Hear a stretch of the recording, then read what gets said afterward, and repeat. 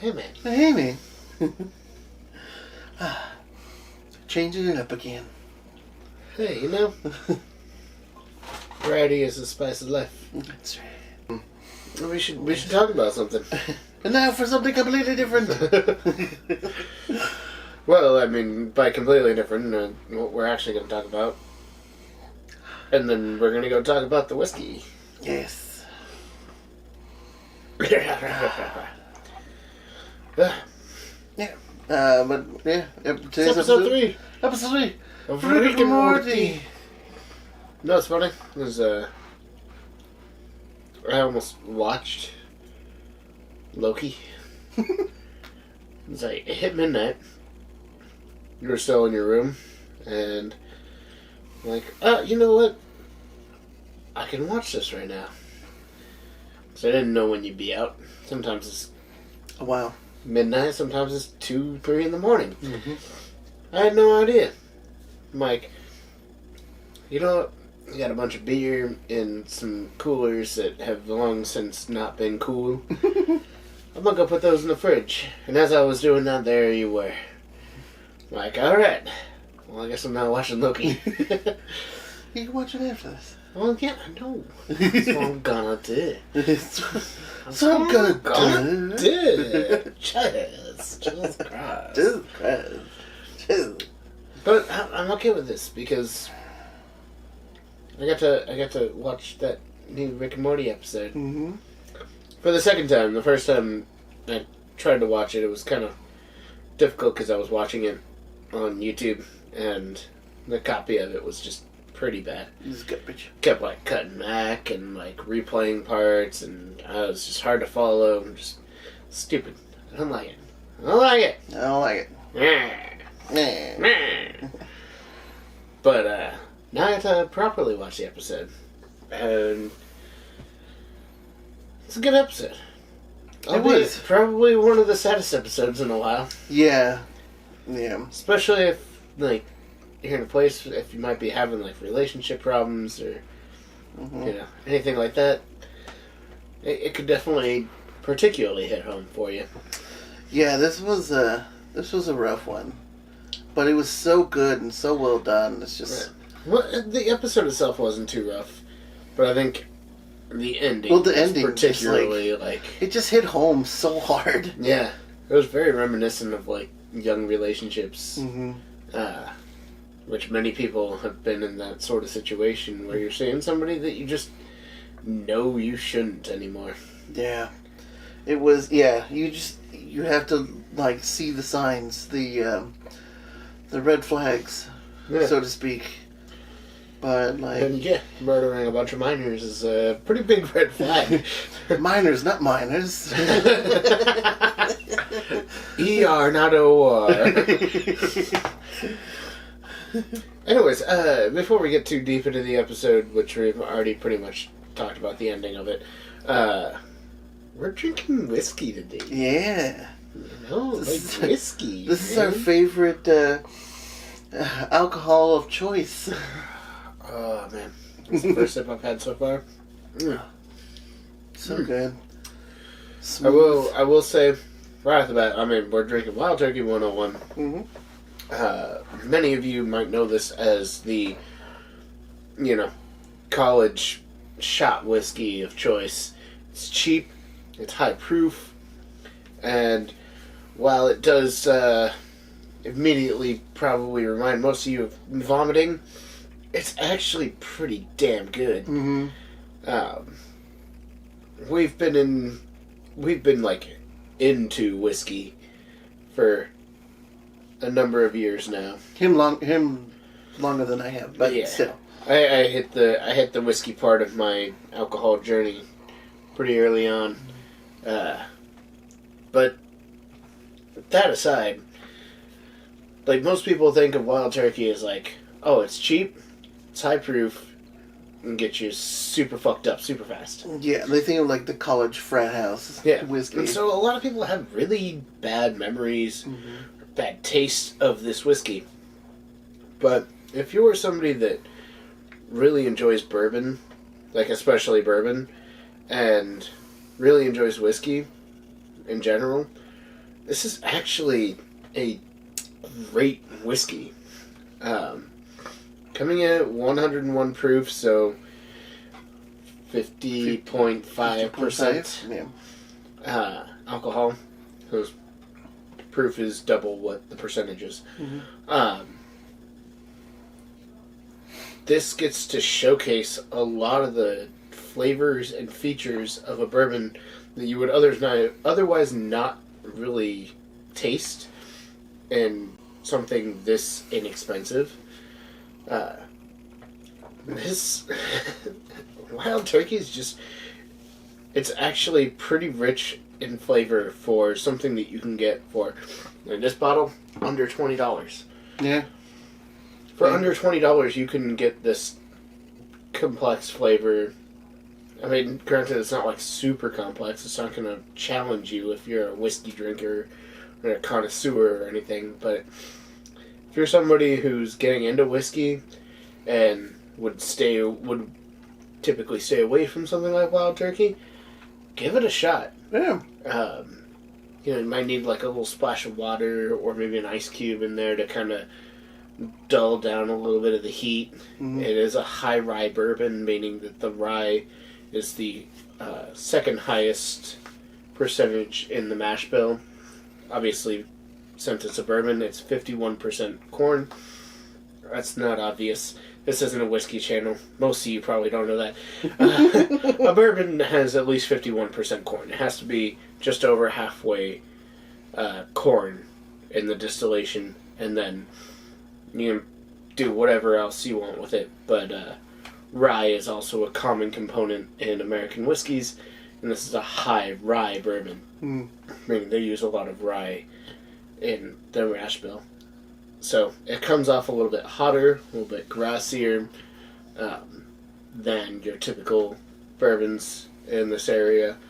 And man, there's so much to talk about with this whiskey, to be totally honest. I could do an entire 30-minute episode just on this whiskey on my own.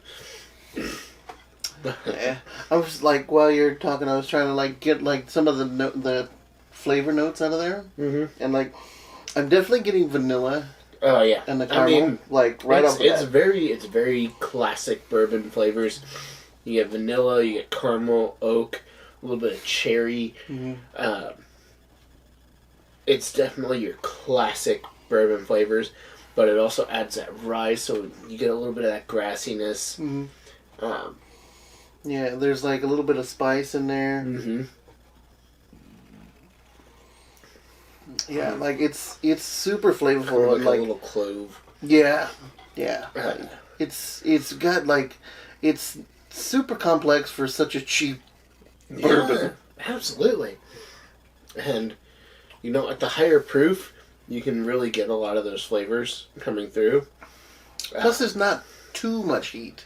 There's not too much on the back, but I mean there is a little. If you're used to whiskey, then this isn't gonna challenge you too much in terms of like drinkability. If you're not used to whiskey, this will probably give you some trouble. But it's definitely worth, especially for the price, really digging into and enjoying little by little. And if you're like us, you could also just take shots of it if you want. I'd actually really rather to enjoy this whiskey. I'd really rather just sip on it for a little while, or really fast. It's actually quite enjoyable. If you ever see the Wild Turkey 80 proof, don't do that. No. It's not a bad bourbon, but compared to the 101, which is A, more available, and B, just better. Way better. Yeah. You just get the 101. I don't even know why they make an 80 proof at this point. Cheaper? I mean, it should be.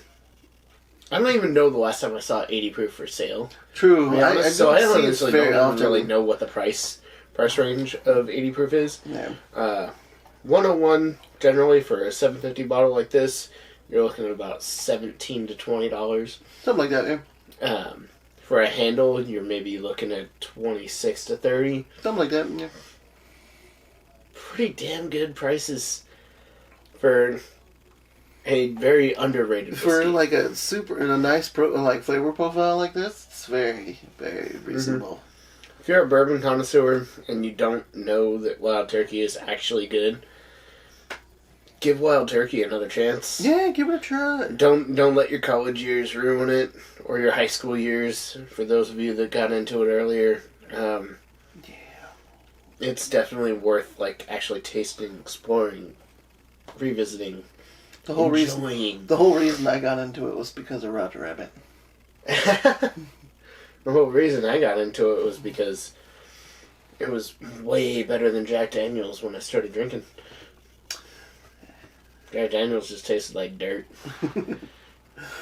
It still kind of does to me. There's just a slight the mustiness of Jack Daniels. Just never really jived with me too much. I'm not saying it's a bad whiskey. I'm just saying it just my flavor profile doesn't jive. I like Jack. It was my first bottle of whiskey that I bought. First bottle of whiskey I bought might have been Jack. I can't remember actually the first bottle of whiskey I bought. It's probably might have been a Scotch actually. It might have been Black Label. I think Black Label was the first whiskey that I actually bought. I can see that. Because I tried a lot before I actually purchased any. Yeah. And so Black Label was like, oh, it's got the smoky, it's got the heat, it's but it's still pretty mellow. It's got some sweetness to it. Mm-hmm.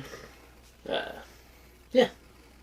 Nice. Anyways, yeah, Roger Rabbit. What are you gonna rate this whiskey, man? Oh, dude. And granted, I mean, we should really broaden the scale when it comes to whiskey because there's so many categories. If we'll do a whiskey chart, we'll do out of 10. Okay, whiskey out of 10, and we should probably do that for wine too. So we should do it for wine, but I just don't know how much we're gonna actually end up exploring wine as far as these videos go. True. Well, for whiskey, for this one, I'll give it a solid 7.5. I was gonna land on 7, but I do like 7.5. 7.5 because it's still got a massive amounts of flavor. It doesn't have too much of a burn.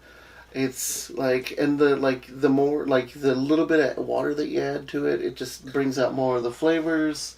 Turns down the heat a little bit, what little there is. Well, you can add little bits of water to kind of bring out, enhance some of those notes that kind of get buried by the alcohol. Yeah. Because 101 it's not low proof. No. It's definitely not cask strength, but it's not a dainty whiskey by any means. No. Once you get past that 50%. You're really getting into, actual whiskey. Yeah, exactly. Yeah. But yeah, 7.5 sounds right. It just... Yeah. It sounds like a good... that sounds about right. What about you, man? Man, I want to say 7.5, but it's so tough. Because I'd really have to think about it in the spectrum of, all right, what's my favorite kind of whiskey, and then where do I land in, where does bourbon land in my spectrum of what I like, and then where does Wild Turkey land in my spectrum of bourbons? Mm-hmm. It's so complicated. I'll just go ahead and I'll give it a 7.5 too. It's a solid choice. Mm-hmm. For the price, it's actually phenomenal. Mm-hmm. For the price, I'd put it right up there with Buffalo Trace, which is also an inexpensive bourbon, but also really good. On a very different flavor profile of this. Yes. Yeah, I'll give this a very solid 7.5. Nice. And in terms of bourbon, if we're not going to get into the super expensive Pappy Van Winkle and stupid expensive bourbons like that. Yeah. Because they're just all we're just only going to produce 100 cases of this and never do it again. Yeah. Or only do it once every 10 years. Mm-hmm. To where it's $1,000 a bottle. Yeah. I ain't paying no $1,000 a bottle. This is great. I could have this as my daily drinker.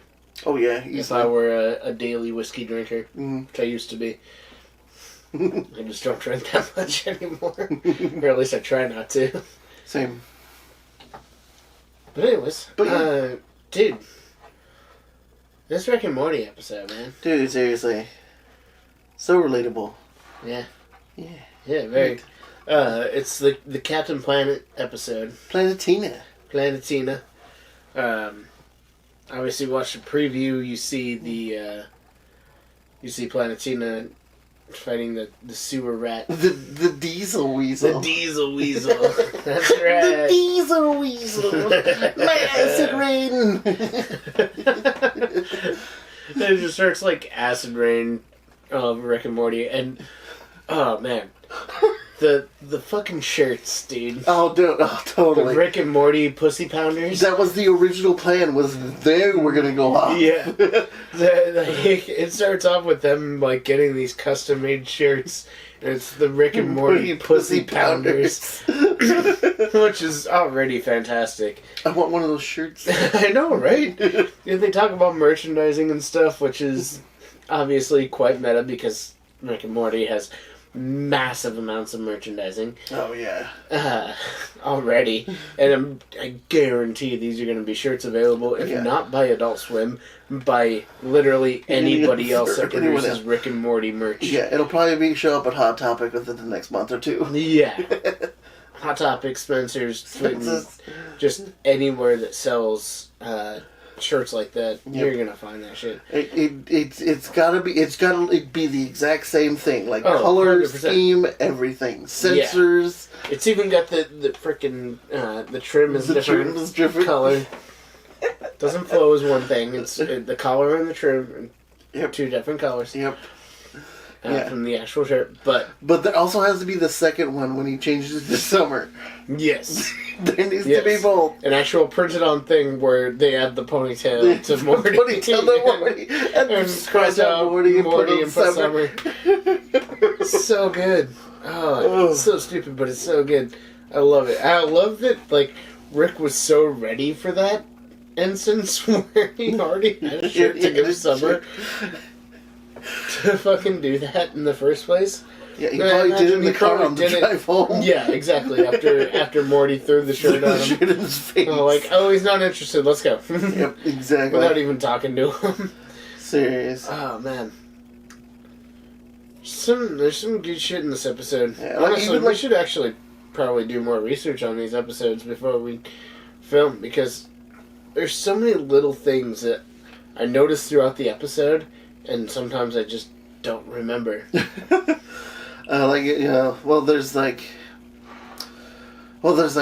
the part where is it weird when she doesn't text you back right away, and Jerry says yes and Beth says no. Yeah.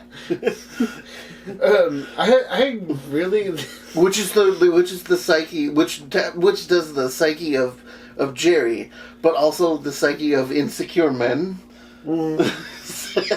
So, she's not texting back right away.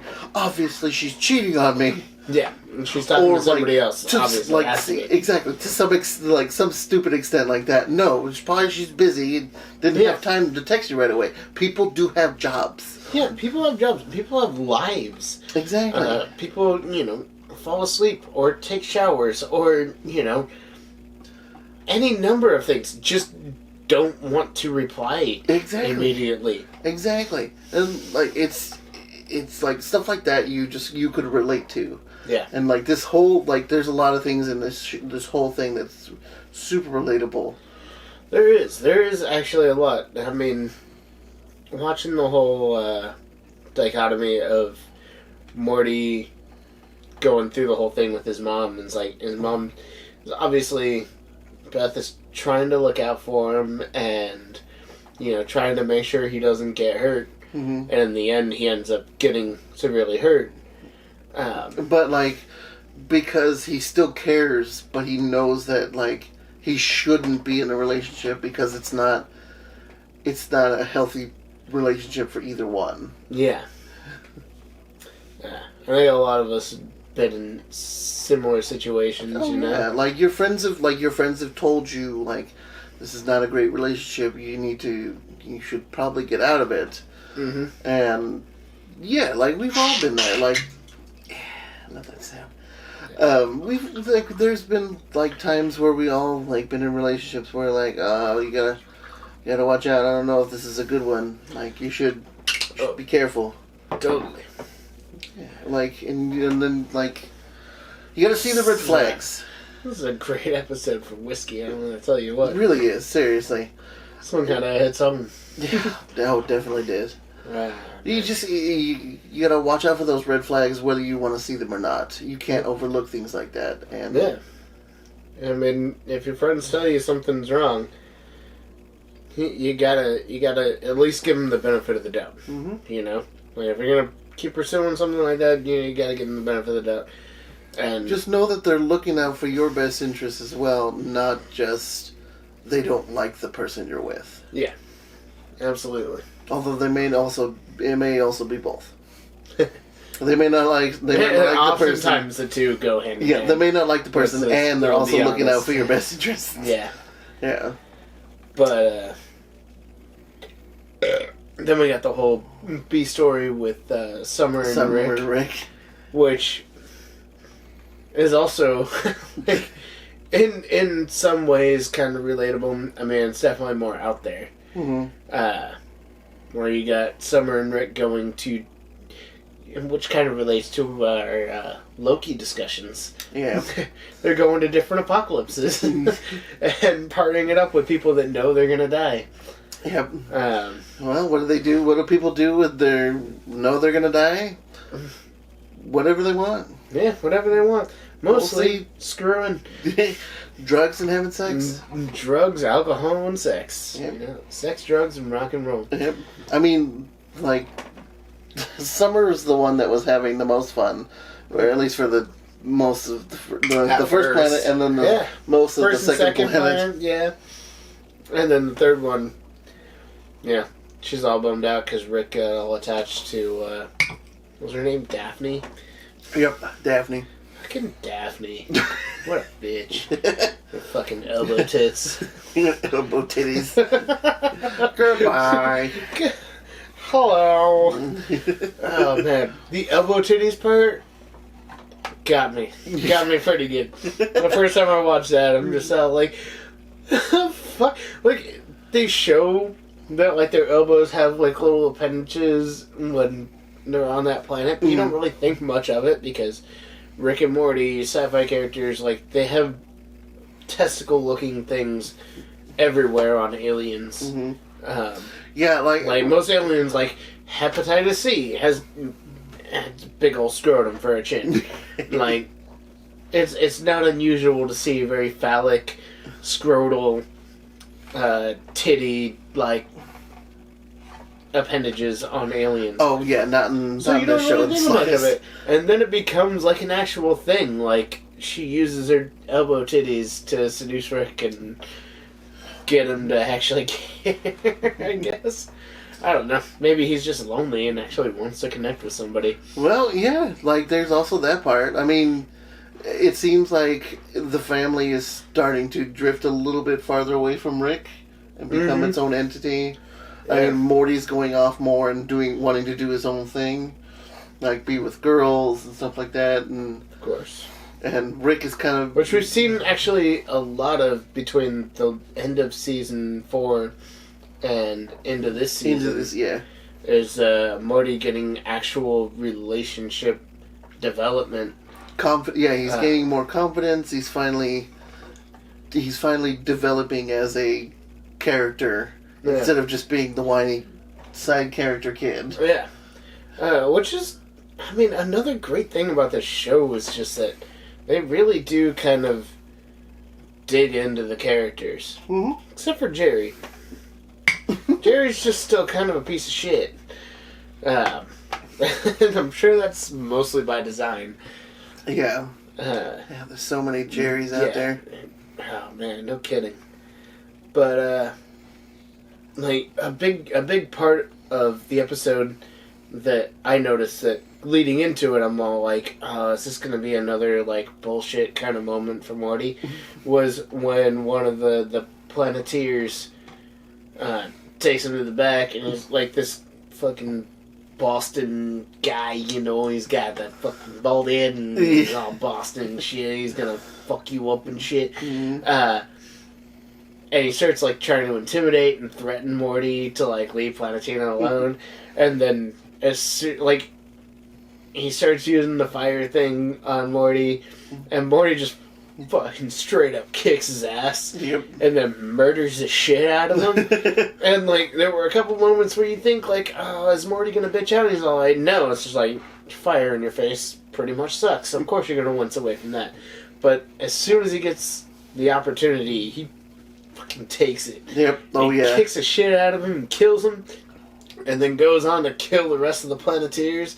I'm like, yes! Like, that is the rickest shit that Morty's done in a long time. Finally, he does like, something. That's some badass shit. Like, there's no hesitation. It's just, it shows that he's been through all these adventures. He's gone through the gambit of, you know, being the butt of the joke or getting his ass kicked or, you know, like, wincing away from danger.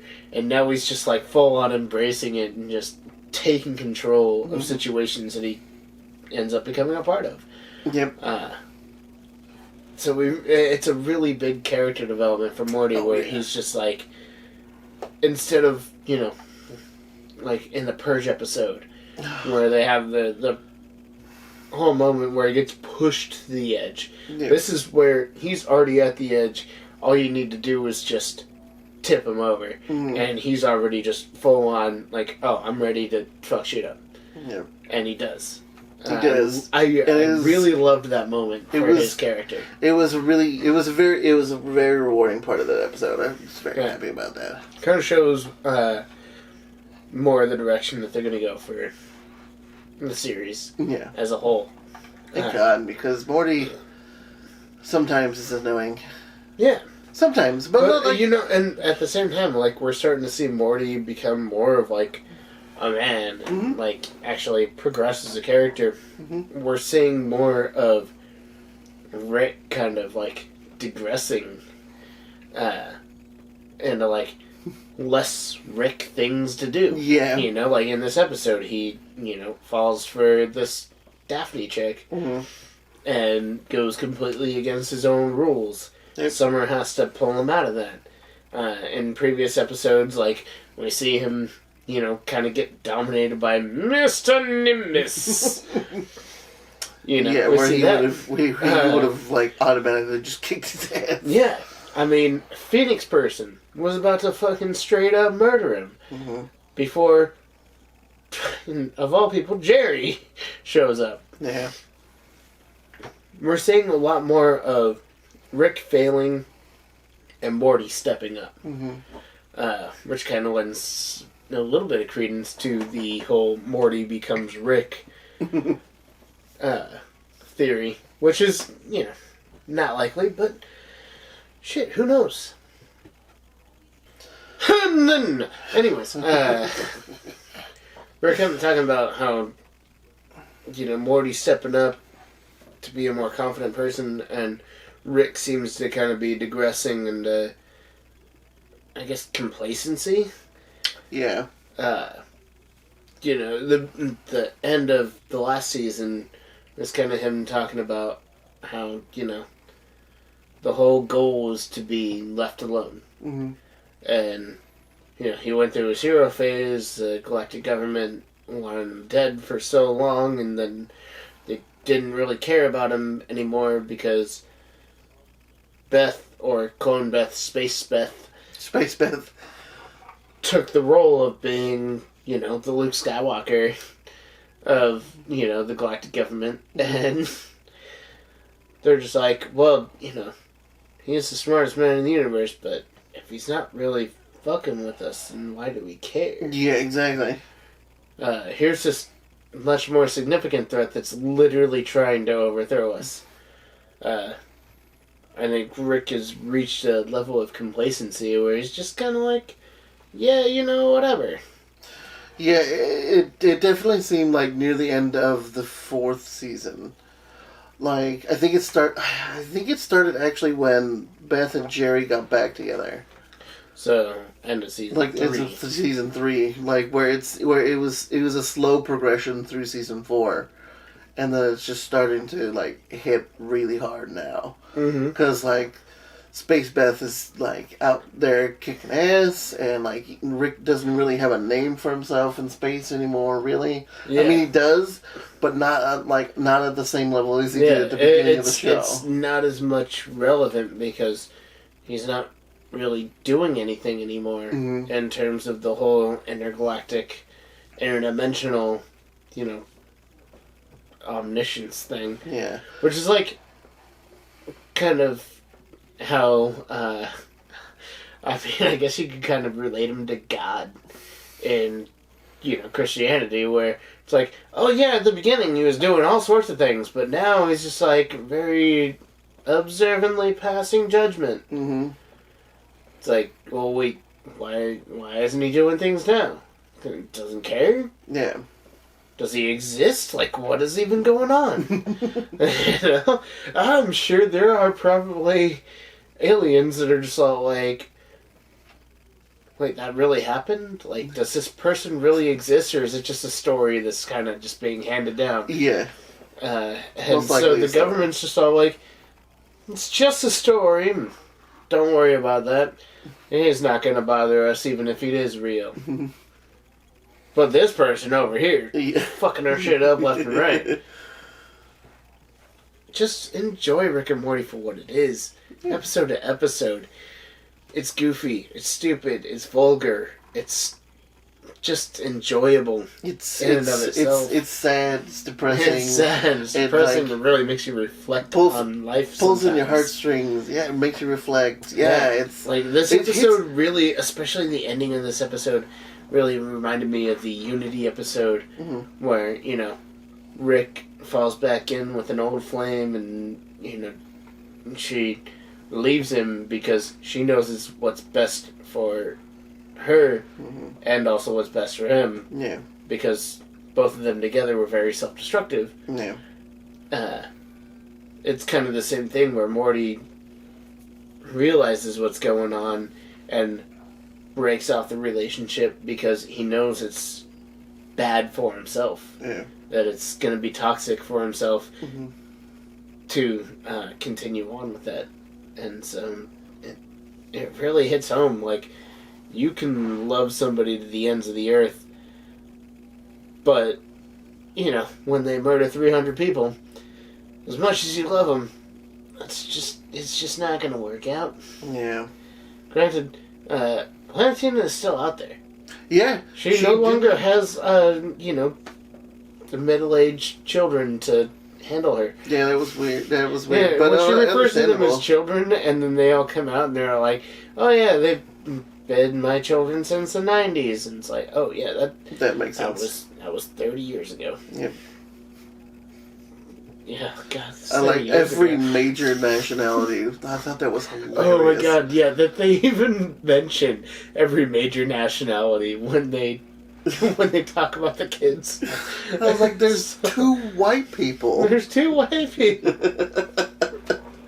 There's 2 white people in Asian. American and European, right? Not Native American, African, Asian, white. That would just be too actually correct. Yeah, exactly. Man. And even then, there'd probably be like at least 7 kids. I like how the redhead still had fire. He changed all the other characters, their element was. I also like that he was like a Boston. He was a Boston. Okay, that hits back to Captain Planet because the redhead was, I think, from New York. Makes sense. That makes sense. So, like, I mean, it's like Captain Planet, but redhead from New York that's in control of fire. Yeah. Fiery redhead. Why not? Fiery redhead. Also, just hot-headed New Yorker. Yep. Same it's thing. That's a character stereotype. Anyways, I kind of feel like, hold on. Damn, that's good bourbon. Yeah, it really is. I had to put mine down or else it would be gone. I know. I know. I saw how little you had left from all. That's why he hasn't touched it in a minute. Yep. I keep talking. That's why I haven't drank mine yet. Mm-hmm. I don't think there's really much else to talk about this episode. I think that. I think we pretty much just covered it. It's very relatable. Oh yeah. Especially that ending. Like, I could really, really feel for Morty. Mm-hmm. Oh in yeah. that instance. Easily. And it's just, you know. Yeah. Especially Beth as a character right there.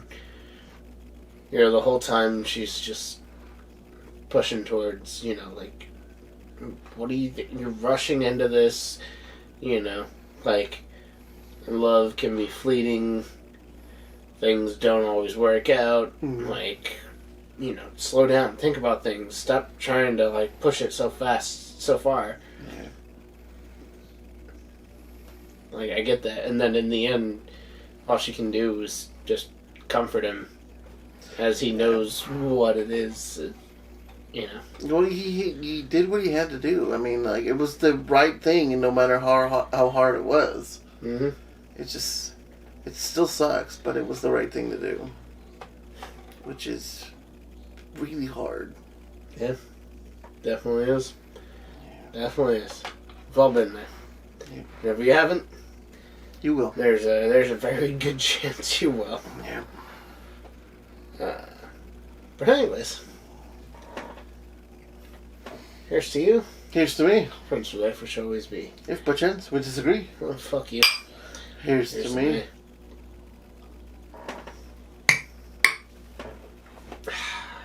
Cheers. Cheers.